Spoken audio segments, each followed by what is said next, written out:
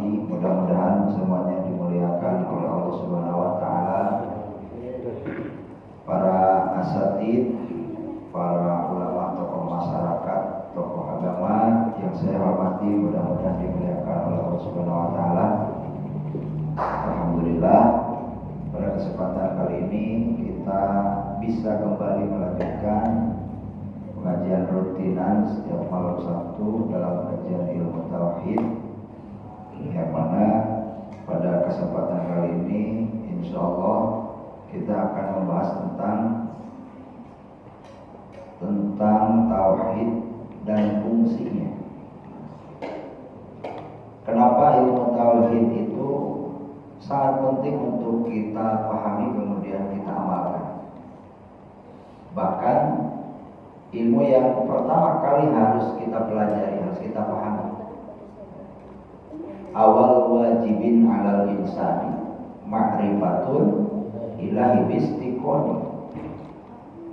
Awal wajibin, kewajiban pertama alal insani kepada seluruh manusia itu ma'rifatun, ma'rifatu ilahin, mengetahui Tuhannya, bistiqonin, kalawan yakin, dengan keyakinan.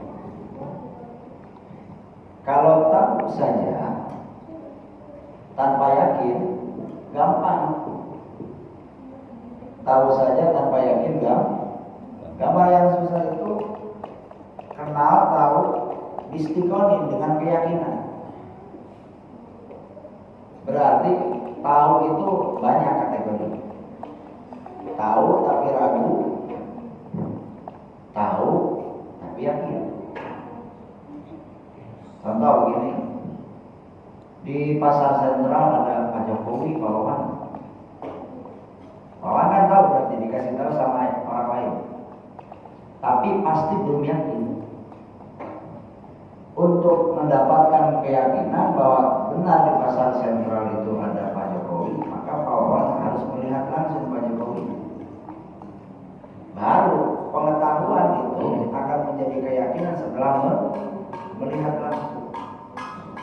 Yang namanya pengetahuan belum terlihat langsung, pasti akan ada syak, akan ada keraguan, dan banyak juga.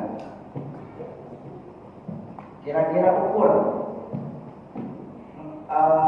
ketahuan atau tahunya kita kepada Allah, kenalnya kita kepada Allah, iman kita kepada Allah itu sudah didasar dengan keyakinan apa belum?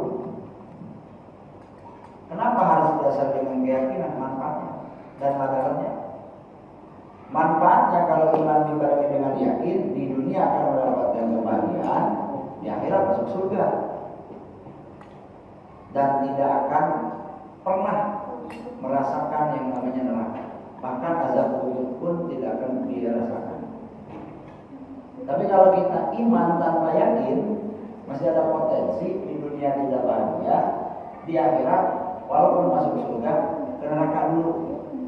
Di alam barzakh agak repot urusannya. Kalau tanpa yakin, karena rapuh kalau tanpa yakin. Seperti halnya zaman Rasulullah SAW, di dalam Al-Quran dijelaskan ada seorang Arab Badui datang kepada Rasulullah. Qalatil a'rabu amanna. Orang Arab Badui, Arab kampung, datang kepada Rasulullah dan mengatakan, amanna, ya Rasulullah, kami telah beriman kepada Allah dan Rasulullah. Kemudian Rasulullah karena diberikan kelebihan oleh Allah bisa melihat batin seseorang, terlihatlah batin seorang Arab ini, Pak. Kata Rasulullah, belum ada nih cahaya keimanannya. Cuma Rasulullah bingung, kalau nyebutin wah itu belum iman, nanti gak jadi masuk Islamnya. Tapi kalau disebutin oh iya benar ente iman, berarti Rasulullah bingung. Rasulullah apa yang harus dikatakan? Sampai Allah menurunkan ayat yang lainnya, qul lam tu'minu, katakanlah oleh Muhammad, lam tu'minu, mereka belum beriman kepada Allah dan Rasulnya. Walakin qulu aslamna, katakan kepada mereka bahwa mereka hanya baru muslim, belum menjadi mukmin. Kalau Islam ya, tapi kalau iman belum. Walamma yadkhulul imanu fi qulubikum, karena belum ada cahaya iman yang masuk ke dalam hatinya, kata Allah. Sini pentingnya kita ngaji tauhid. Takutnya kita tergolong orang-orang seperti orang Arab Badui tadi, ngaku iman padahal belum iman, baru Islam. Kira-kira selamat nggak kalau Islam doang tanpa iman? Di dunia bisa jadi selamat, karena dengan Islam nyawa kita terjaga. Haram orang yang sudah bersyahadat dibunuh seenaknya saja, haram. Dengan Islam harta kita dijaga, artinya tidak boleh ada yang mengambil tanpa seizin pemiliknya. Dengan Islam kehormatan kita dijaga, tidak boleh dicaci, dimaki, dihinakan. Makanya kenapa ada istilah ilmu bagaimana cara bertetangga yang baik. Walaupun orang tersebut jarang ibadah, imannya kurang, tapi kalau Islam tetap harus kita jaga kehormatannya. Tidak boleh kita hinakan kehormatan mereka yang statusnya muslim. Kita jangan melihat, jangan dihormati orang nggak pernah ke masjid orang itu. Walaupun nggak pernah ke masjid, sering maksiat, tapi kalau tidak keluar dari Islam, statusnya masih muslim, jaga hartanya, jaga nyawanya, jaga kehormatan. Kadang-kadang kita suka pilih-pilih kalau baik. Baiknya ke orang yang baik, yang sekiranya menurut kita soleh. Tapi kalau lihat orang yang nggak soleh, walaupun muslim, kadang kita kesal, kagak mau baik sama orang tersebut, kagak mau kita bareng sama orang kayak gitu. Ini yang jadi salah kaprah. Maka pada saat Rasulullah diberikan nasihat, bukan nasihat, saran oleh Sayyidina Umar terkait bagaimana menyikapi orang-orang munafik. Kata Sayyidina Umar, ya Rasulullah, bunuh saja orang-orang munafik. Kata Rasulnya, kalau saya membunuh orang munafik, bagaimana orang kafir berkata kepada orang muslim? Bagaimana tanggapan orang-orang kafir? Bisa jadi orang kafir mengatakan, wah Muhammad bunuh temannya sendiri, sesama muslim. Jadi seperti itu. Maka kata Rasul, musuh yang paling berat itu ya orang-orang munafik yang dohirnya Islam tapi batinnya tidak iman. Musuh dalam selimut, susah. Mau dibunuh sama-sama muslim, gak dibunuh, ngerepotin gitu. Cuma oleh Allah diancam, innal munafiqina fi darkil asfali minan nar. Sesungguhnya orang-orang munafik itu akan ditempatkan di neraka yang paling bawah. Makanya kita harus tahu tanda-tanda munafik itu ada berapa. Takutnya ada dalam diri kita masing. Ada berapa tanda-tanda munafik, Pak? Kali aja tahu. Kalau udah tahu nggak saya jelasin gitu.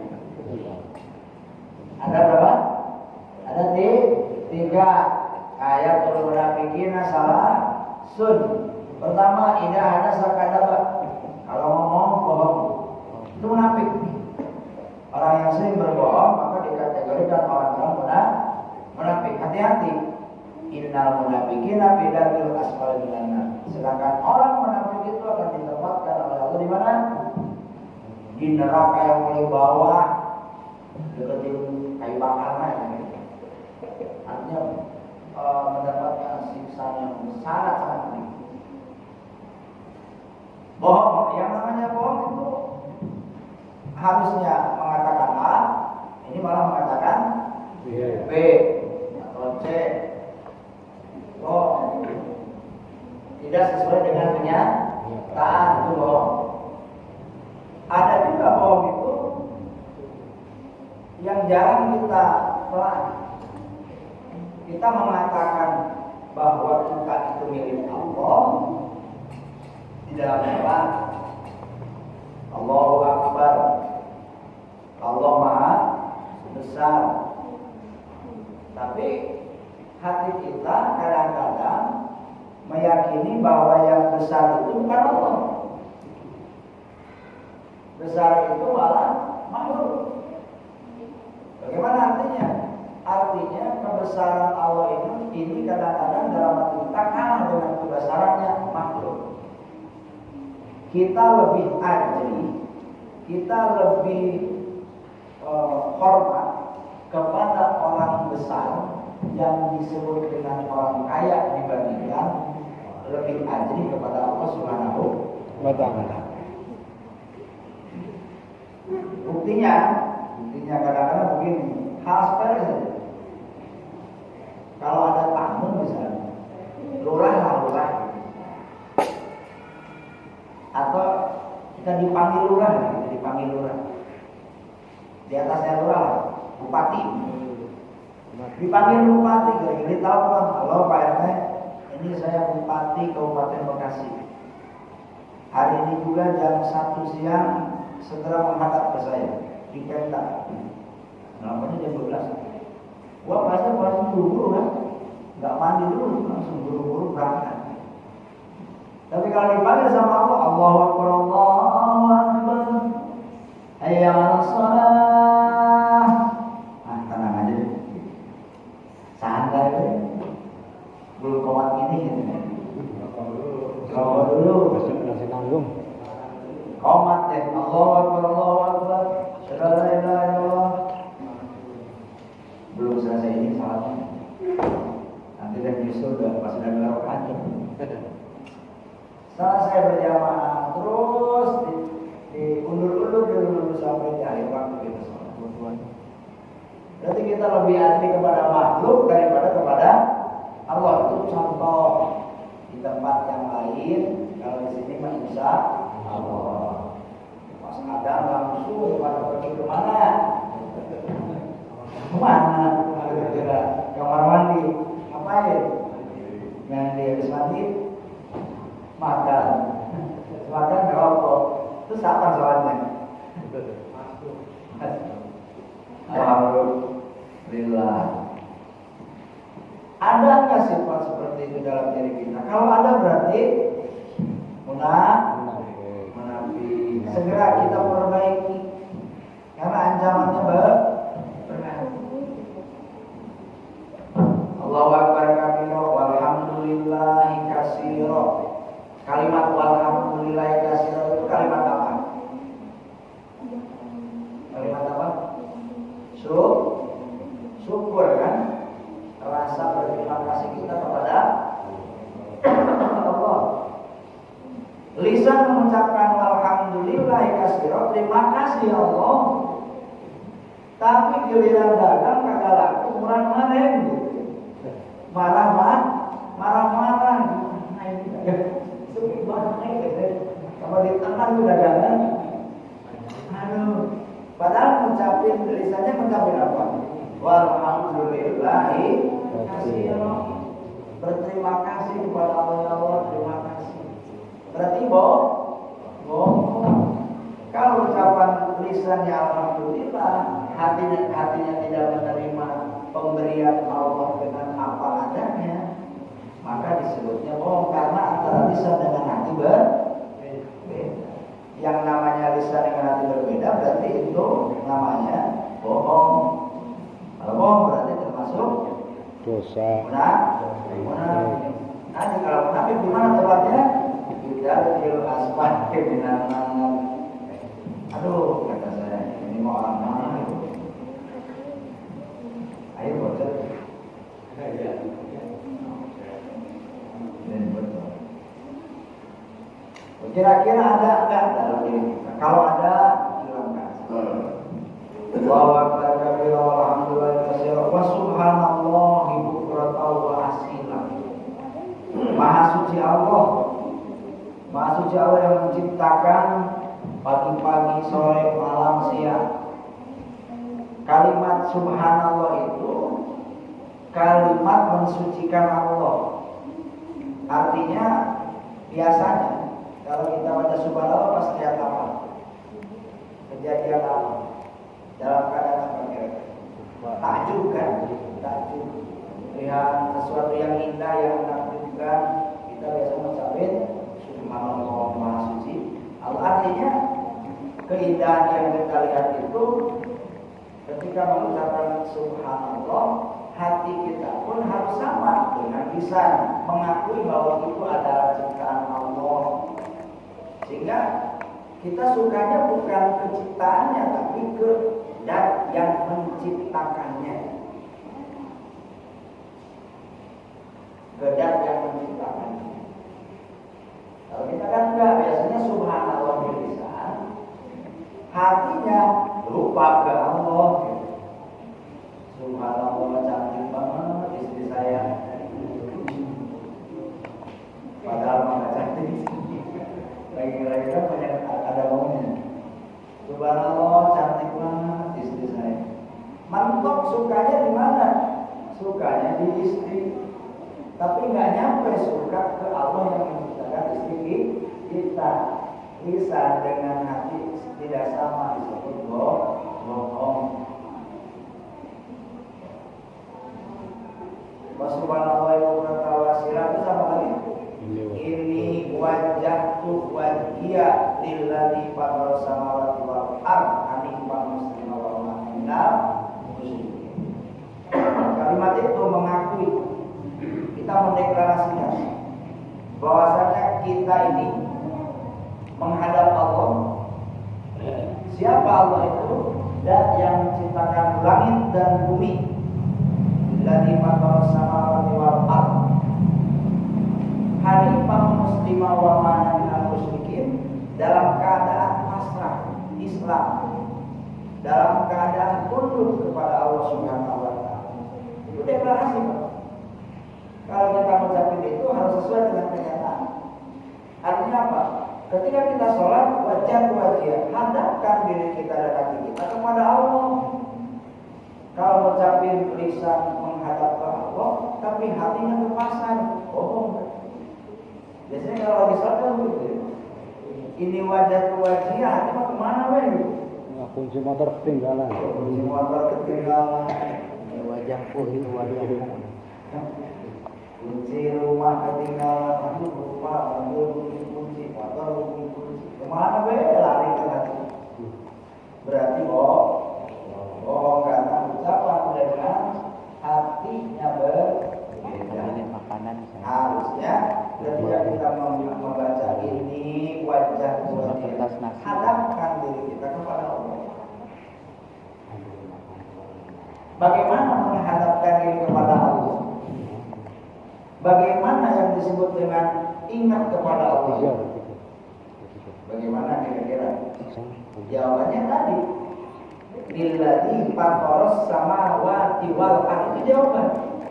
Cara menghadap Allah, cara ingat ke Allah itu adalah dengan mengingat bahwasannya bumi dan langit berikut isinya adalah ciptaan Allah. Ingat ke Allah itu bukan ingat ke lapan, ya. Alif, lam, ha, lapan Allah. Dalam pikiran kita tuh nggak bayangin lapan Allah, bukan ingat ke Allah, ingat ke lapan Allah. Bukan itu. Makanya kalau kurang pemahaman, masuk jalur pikir khusus. Ada kejadian seorang pemuda yang minim pemahaman tentang agama, masuk jalur khusus. Ketika zikir, ada cahaya yang terlihat dalam pandangan batinnya. Dia merem. Kemudian dia kaget karena melihat cahaya. Kemudian diyakini cahaya itu adalah Allah. Ini kan bahaya. Allah dianggap cahaya memang makhluk, ini kan cahaya makhluk. Karena disebut makhluk kadang-kadang tidak. Allah itu bukan alif lam ha, bukan lafaz Allah. Jadi ingat ke Allah itu, menghadap ke Allah itu ketika sholat dan di luar sholat dengan cara ingat bahwa dunia, langit, bumi dan seisinya adalah ciptaan Allah Subhanahu wa taala. Termasuk kita.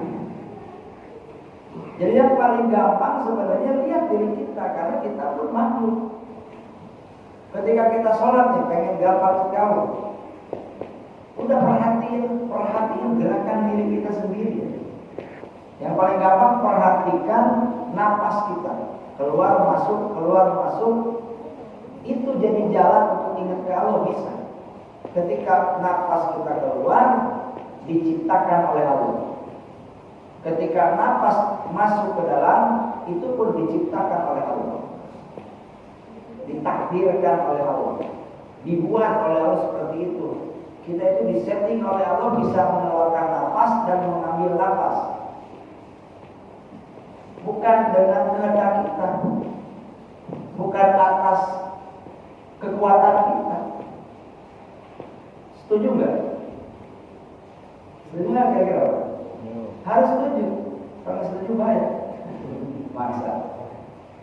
Ya logikanya begini, kalau bernapas itu kehendaknya manusia, kehendaknya makhluk, kagak ada yang bengek, Pak. Kalau napas itu kehendaknya manusia, diatur oleh kekuatannya manusia, maka tidak akan ada yang asma. Kenyataannya ada nggak orang yang asma? Ada.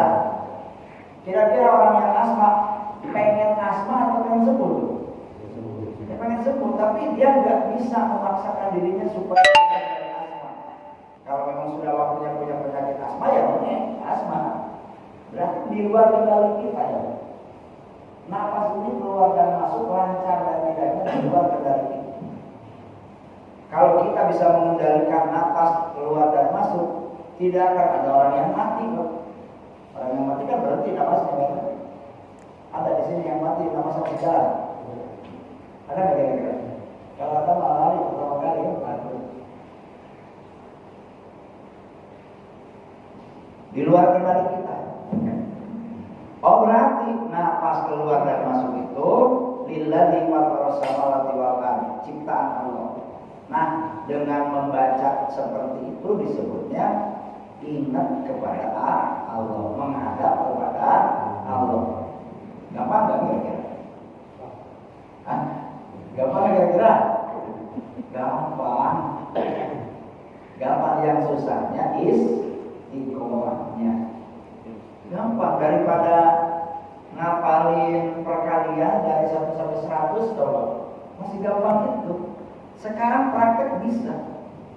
Karena tidak perlu kita cuma mikirin napas keluar, digerakin sama Allah, diciptakan sama Allah. Masa kayak gitu susah? Bisa, gampang. Dibandingkan 56 kali 56 berapa kan kita harus mikir gitu. Kalau yang tadi nggak harus mikir dalam-dalam. Cuman yang susahnya apa? Istiqomah. Maka perlu hadir di tempat pengajian itu supaya apa? Supaya diingatkan terus menerus. Kan yang susahnya itu ingat, yang gampangnya lupa.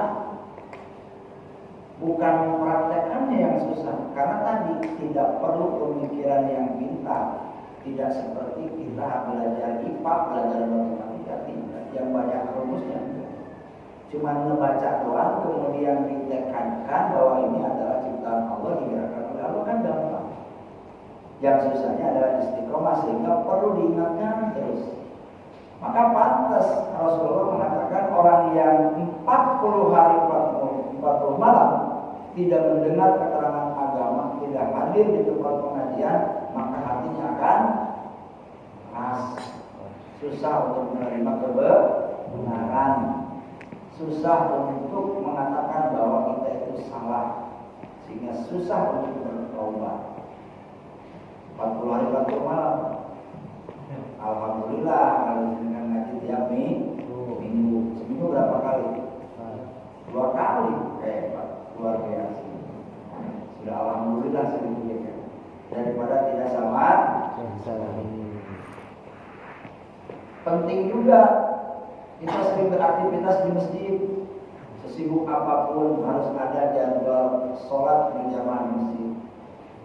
Karena ketika kita masuk masjid, sholat berjamaah, setidaknya di sana kita ingat akhirat. Ya. Dalam keadaan kita bingung dengan urusan dunia, kalau masuk ke masjid pasti pikiran kita 2 menit sampai 5 menit ingat urusan akhirat. Sehingga pantas.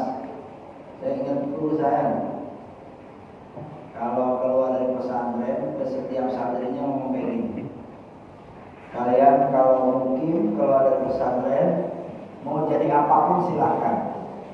Mau jadi karyawan monggo, jadi pedagang silahkan, jadi pejabat silahkan, jadi apapun silahkan, tidak harus jadi ustaz. Tapi apapun profesi kalian harus aktif dalam kegiatan keagamaan. Misalnya kita ditakdirkan oleh Allah jadi karyawan, maka dalam beberapa waktu kita harus aktif dalam kegiatan keagamaan. Baik itu ikut ngaji, baik itu jadi pengurus masjid, baik itu berjamaah, baik itu jadi panitia Maulid Nabi dan lain sebagainya. Intinya harus aktif dalam kegiatan keagamaan. Supaya apa? Ada penarik. Kalau kita dalam keadaan sibuk dengan urusan dunia di PT atau pedagang, dalam keadaan sibuk tersebut, kemudian kita ada kegiatan keagamaan, maka setidaknya kegiatan keagamaan ini akan mengingatkan kita supaya tidak kebablasan dalam urusan dunia. Coba kalau tidak ada kegiatan keagamaan, dapat terus, tidak ada yang ingetin. Jadi karyawan kerja terus, tidak ada yang ingetin. Banyak pesan dulu seperti itu. Jadi apapun tetap harus ada kegiatan keagamaan. Tidak hanya Islam. Kemudian bila di fatwa salawat wa waqtu hanifah muslim wa ma'ana muslimin. Inna sholati wa nusuki wa mahyaya wa mamati lillahi rabbil alamin. Apa artinya? Inna sholati sesungguhnya sholatku, wa nusuki dan ibadahku, wa mahyaya wa mamati hidup dan matiku lillahi rabbil alamin, milik Allah subhanahu wa ta'ala. Hati kita pun harus mengakui itu. Diri kita, hidup kita, mati kita, harta kita, anak kita, istri kita milik Allah subhanahu wa ta'ala. Maka konsekuensinya kalau kita mengakui bahwa diri kita itu milik Allah, harus ditempatkan di tempat yang diridhoi oleh Allah. Artinya ajak diri kita untuk melaksanakan perintah Allah, menjauhi larangan Allah. Harta kita kalau diakui milik Allah, maka konsekuensinya harus mau zakat dan harus mau sedekah. Karena sudah diikrarkan bahwa harta kita bukan milik kita, tapi milik Allah. Karena pemiliknya memerintahkan, kamu zakat. Ya kita kasih orang bukan milik kita. Kamu sedekah, ya kita kasih buat sedekah karena harta bukan milik kita. Kalau kita mengikrarkan dalam lisan tapi hati tidak mau mengakui bahwa itu milik Allah, satu itu. Yang kedua, tanda-tanda munafik itu adalah waidah tumina khona, apabila diberikan amanah maka selalu khianat. Diberikan kepercayaan selalu khianat. Misalnya Pak RT diberikan amanah sama rakyatnya, tapi Pak RT khianat, tidak mau ngurus masyarakat, tidak mau mengayomi masyarakat, berlawanan masyarakat bagaimana gitu. Itu namanya khianat. Diberikan amanah jadi ketua apa, jadi kepala rumah tangga, tapi tidak menjalankan perintahnya, tanggung jawabnya, tugasnya. Itu namanya khianat. Termasuk kalau ada sifat seperti itu kita orang munafik. Yang ketiga, apabila berjanji selalu diingkari. Kita itu diberikan amanah oleh Allah untuk melaksanakan ibadah. sekaligus kita diberikan amanah oleh Allah untuk mengelola dunia ini dengan sebaik-baiknya. Artinya kalau kita tidak mau ibadah tapi mengelola dunia saja, maka kita itu tidak amanah atau khianat kepada Allah, dosa. Atau kita melaksanakan ibadah tetapi tidak mau ngurus dunia, itu pun khianat. Karena kita itu oleh Allah dijadikan khalifah fil ardh, pemimpin di dunia, sebagai wakil Tuhan untuk mengelola dunia ini sebaik-baiknya. Maka harus ada keseimbangan, dunianya urus, agama atau ibadah pun dilaksanakan. Jangan sampai dunianya diurus, ibadah enggak, atau ibadahnya rajin tapi dunianya ditinggalkan. Bodoh amat dunianya seperti apa, tidak boleh seperti itu. Harus ada keseimbangan. Karena kita punya amanah sebagai khalifah fil ardh dan sebagai hamba Allah Subhanahu wa taala. Kita pernah berjanji di alam ruh, berjanji mengakui Allah sebagai Tuhan kita, Allah sebagai zat yang mengurus kita, yang menghidupkan kita. Berjanji kita untuk taat kepada Allah Subhanahu wa taala. Maka hari ini setelah oleh Allah diciptakan, dilahirkan melalui ibu kita, maka kita harus menepati janji. Apa janjinya? Ibadah kepada Allah, taat kepada Allah, mengakui Allah sebagai Tuhan. Nah, itu tanda munafik. Kita ukur telah masih ada dalam diri kita ketiga sifat tadi. Kalau ada, evaluasi diri, kemudian secepat mungkin, segera mungkin kita hilangkan sifat-sifat yang tadi. Dengan ilmu ketauhidan, maka sifat-sifat munafik tadi akan hilang. Jadi kalau bapak-bapak bingung bagaimana cara menghilangkan sifat-sifat yang tadi yang tidak itu, paham ilmu tauhid, amalkan. Dengan ilmu tauhid, kenapa bisa hilang sifat munafik? Karena tauhid itu mengarahkan kita untuk melupakan makhluk. Kalau dalam bahasa agamanya fana.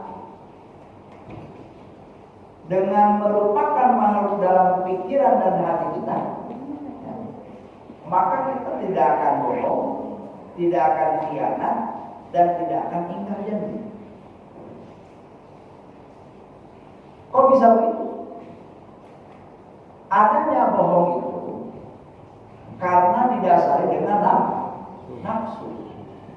Adanya khianat didasari dengan nafsu. Adanya ingkar janji didasari dengan nafsu. Nafsu ini harus dirubah jadi nafsu mutmainnah.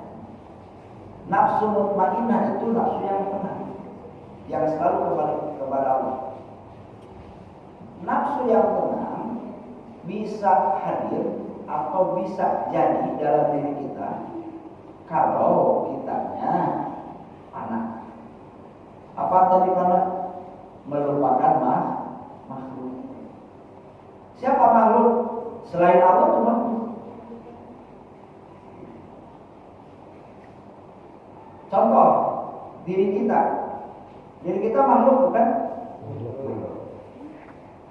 Kalau diri kita dianggap ada, maka kebohongan pasti akan terjadi. Kalau diri kita dianggap ada, maka khianat pasti akan terjadi. Ingkar janji pasti akan terjadi. Kok bisa? Nah, contoh tadi. Ini wajahku wajian. Saya menghadapkan diri saya kepada Allah. Saya menyerahkan diri saya untuk ingat kepada Allah. Menghadap kita kepada Allah itu bisa terjadi ya, kalau dalam pikiran dan hati kita yang ada hanya Allah saja. Betul nggak? Kalau yang adanya dua, nggak mungkin kita bisa fokus. Cara misalnya Wawan misalnya punya istri dua misalnya. Kalau ini yang ini nih. Misalnya, kadang-kadang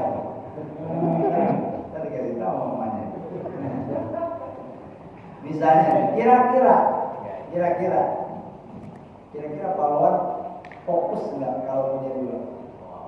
Fokus katanya. Fokus kan? Maksudnya fokus ke satu orang kayaknya nggak Orang bisa. kan di sini istri yang satu, ini yang kedua, bawahan lagi di istri yang pertama, udah 1 jam banyak pasti itu ke sini, nah takut parah, udah bagian ke sana pindah ke sini, di sini udah 5 jam, waduh ingat ke sini balik lagi, ini nggak bakalan musuh karena punya dua, orang nggak punya dua pun nggak usah, apalagi punya dua. Benar kan kira-kira? Itu kalau punya dua. Termasuk pikiran hati kita kalau kita anggap yang ada itu bukan hanya Allah, maka perhatian kita akan terbagi ke Allah dan makhluk. Sehingga kita tidak akan bisa menghadap. Pada saat kita mengucapkan dalam sholat ini wajah dia, tapi hati kita tidak menghadap, itu terjadi kebohongan. Jadi kebohongan ini tidak akan lepas selama ketauhidan ada dalam diri kita. Selama diri kita tidak merupakan makhluk. Merupakan makhluk bisa jadi kalau kita memahami ilmu. Gimana caranya Pak Ustaz? Ya tadi belajar untuk terus membaca. Terus menerus belajar untuk terus membaca. Karena perintah dari Rasul hanya satu metodenya. Apa? Tafakkaru fi khalqillah wala tatafakkaru fi dzatillah. Artinya jangan dianggap ada makhluk itu, harus jadi jalan ingat ke Allah. Pada saat kita melihat diri kita, langsung connect ingatnya kepada Allah karena kita tahu bahwa Allah yang menciptakan kita. Pada saat kita makan makanan yang dimasak oleh pahlawan, pasti kita ingat ke pahlawan. Masa iya ingatnya ke masakan doang? Bener, masakan pahlawan pedas gitu. Tapi enak. Jadi ingat jika pahlawan pinter masaknya. Kalau kita tidak bertauhid, maka ketika melihat makhluk, melihat diri sendiri saja, itu tidak connect ingat ke yang menciptakannya. Maka pada saat itu akan terus terjadi apa? Kebohongan. Kita diberikan amanah oleh Allah, akan terjadi terus-menerus khianat terhadap amanah tersebut. Karena apa? Bayangannya, anggapannya, keyakinannya yang ada bukan hanya Allah tapi makhluk. Paham gak kira-kira Pak? Nah, maka malam hari ini kesimpulannya belajar terus bertafakur, memikirkan makhluk. Setelah dipikirin, dipikirin, oh makhluknya ternyata lemah. Kembalikan. Ketika kita melihat orang lain bisa berjalan, kita berpikir orang itu nggak bisa jalan sendiri kalau oleh Allah tidak dikehendaki, tidak ditakdirkan bisa jalan. Oh, sama Allah dikira. Ketika kita bisa mendengar, kuping ini tidak akan berfungsi, tidak akan bisa mendengar alias bolot kalau oleh Allah tidak ditakdirkan bisa mendengar. Ketika kita bisa melihat, mata ini walaupun buletak melek ya, walaupun melek begini, tapi kalau oleh Allah ditakdirkan tidak bisa melihat, dia tidak akan bisa melihat. Ini ada orang yang rabun kan? Saya yakin orang yang rabun tidak ingin bercita-cita jadi orang rabun di luar kendali. Jadi jalannya melalui pandangan, pendengaran dan rasa. Ketika kita memakan gula, manis kan? Gula tidak bisa membuat manis, si manis tidak bisa membuat gula. Terus siapa yang menciptakan gula dan manis? Ya Allah. Nah itu pikir.